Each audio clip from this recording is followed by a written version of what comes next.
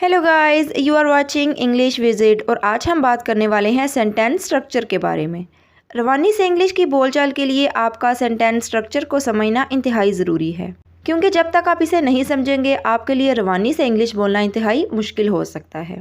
इसे अब आप यूं भी समझ सकते हैं कि जुमले में कोई बात समझाने के लिए उसकी तरतीब इंतहाई ज़रूरी है। इसकी जो गलत तरतीब है वो बात का मफहूम बदल सकती है या पूरे का पूरा जुमला ही गलत हो सकता है। अगर आपका सेंटेंस ठीक मैसेज डिलीवर नहीं कर रहा तो आपका सेंटेंस लिखने का फ़ायदा ही नहीं है, क्योंकि इस तरह आपकी थॉट और आइडियाज़ जो हैं वो आगे डिलीवर नहीं हो रहे। तो अब हम बात करेंगे कि आखिर सेंटेंस स्ट्रक्चर होता क्या है। देखें, ये एक आम सा फिक्रा है कि वो स्कूल जाती है, शी गोज़ टू स्कूल।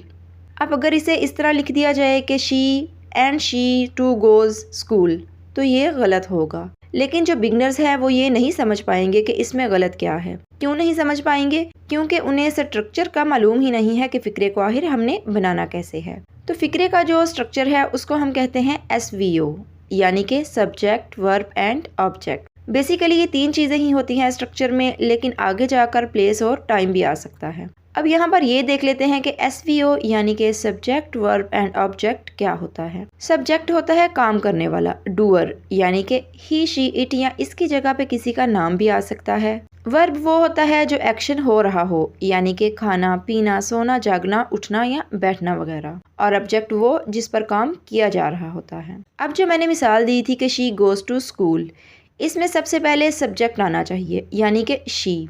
इसके बाद वर्ब आएगा, यानी कि गोज़, और उसके बाद ऑब्जेक्ट, यानी कि टू स्कूल। यही स्ट्रक्चर है। इसे अगर आप आगे पीछे कर देंगे तो जुमला जो है वो गलत हो जाएगा। तो सुनने या पढ़ने वाला जो है वो समझ नहीं पाएगा कि आपकी कही की बात का मतलब क्या है। आगे चंद एक मिसालें और देख लेते हैं। फर्स्ट एग्जाम्पल है, अली हेल्प्स हिज फ्रेंड, यानी कि यहाँ पर अली जो है ये सब्जेक्ट है। अली की जगह पर यहाँ पर ही भी लगाया जा सकता है। सेकंड एग्जाम्पल है, Rida wakes up early in the morning. यहाँ पर रिदा जो है ये सब्जेक्ट है, वेक्स हो गया यहाँ पर वर्ब एंड अर्ली हो गया ऑब्जेक्ट, और इन द मॉर्निंग ये आगे टाइम पीरियड बताया जा रहा है। ये सेंटेंस के लास्ट में ही ज्यादातर आता है। याद रखें कि ये एक्टिव सेंटेंसेस का स्ट्रक्चर है। अगर पैसिव का स्ट्रक्चर आपने समझना है तो वो बनाना तो और भी ज्यादा इजी है, क्योंकि उसमें वर्ब और ऑब्जेक्ट होता है, सब्जेक्ट उसमें नहीं होता। पैसिव सेंटेंसेस में यहाँ पर चंद मिसालें और देख लेते हैं। एक्टिव सेंटेंस हुआ, ही ईट्स एन एप्पल, वो सेब खाता है। इसका पैसिव बनेगा एप्पल ईटन बाय हिम, यहाँ पर सेब इसके जरिए खाया गया। नेक्स्ट एक और मिसाल देख लेते हैं, शी प्लक्ड द फ्लावर, यानी कि उसने फूल तोड़ा।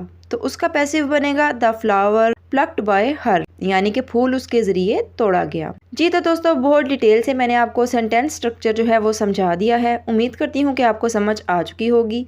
दोस्तों, हमने एक सीरीज शुरू की है, आप उसके जरिए अपनी इंग्लिश में ज़बरदस्त इंप्रूवमेंट ला सकते हैं।